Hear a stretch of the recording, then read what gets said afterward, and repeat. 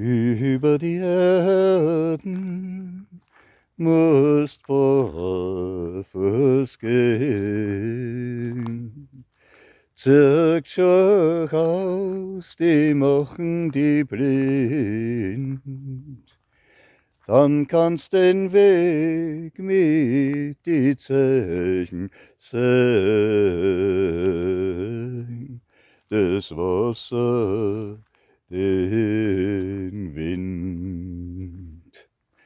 Sollst mit die Sohlen auf die Sterne steigen,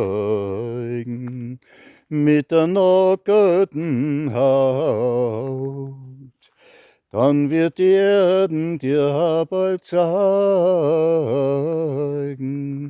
dass dir vertraut. Spür das nasse Gras auf die Füße, spür wie trocken ist der Staub, spür wie dich streichelt das Moos so süß, spür wie es knistert im Laub. In Bauch muss einer steigen, durchs Wasser musst aufgehen,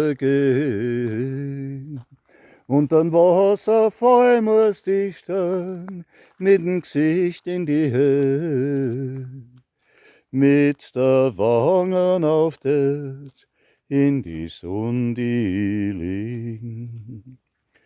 Lieg ganz still, recht Erden und gspür, wie er aufsteigt aus ihr, a riesige Ruhe.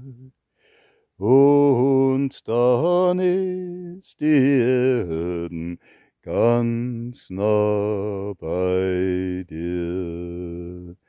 Und du weißt, du kehrst zu allem dazu.